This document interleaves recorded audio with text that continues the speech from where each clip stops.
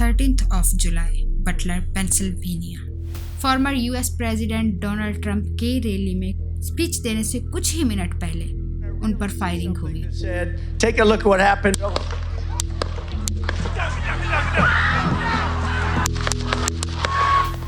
Donald Trump जख्मी हुए लेकिन उनकी जान बच गई।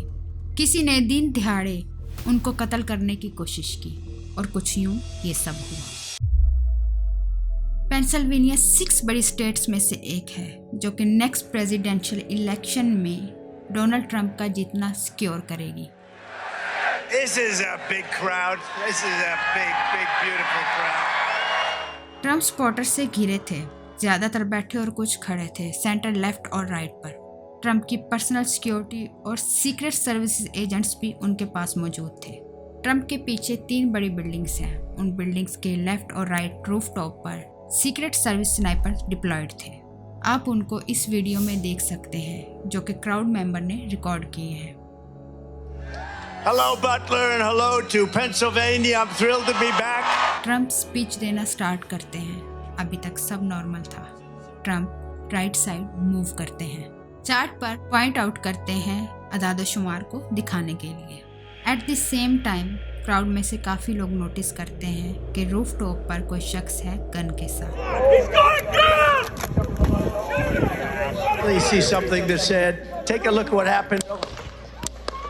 अचानक वो फायरिंग करना स्टार्ट कर देता है। एक बुलेट कैमरे में भी कैप्चर होती है। एक बिल्डिंग जो स्टेज से 400 फीट दूर थी, फायर वहां से आ रहे थे। शूटर 20 साल लड़का थॉमस मैथ्यू क्रोक्स था। उसके पास AR-15 सेमी ऑटोमेटिक राइफल थी जो गन उसके बाप ने लीगली परचेज की थी।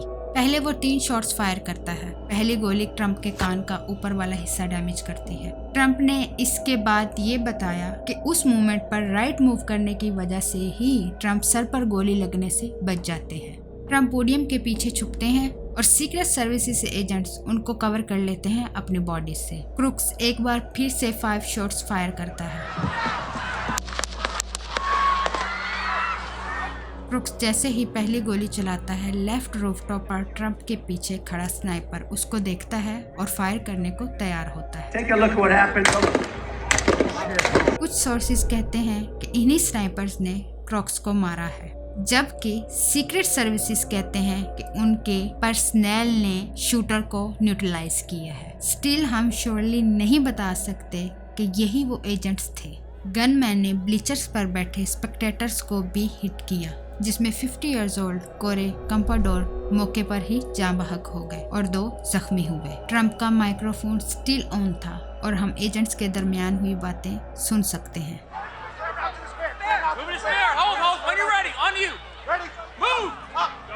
क्रोक्स के शूट करने के 45 सेकंड्स के बाद एजेंट्स ने कंफर्म किया दैट शूटर इज डाउन।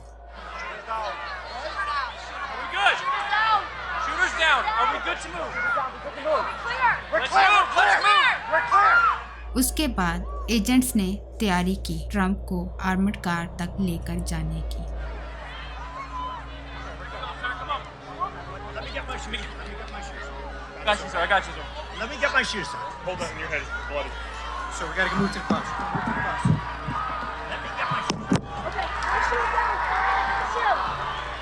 जैसे ही ट्रंप खड़े हुए, हाथ अपना बुलंद किया और एक ही वर्ड 3 बार कहा, फाइट फाइट फाइट। उस मोमेंट की photos all over the world social media पर छा गई।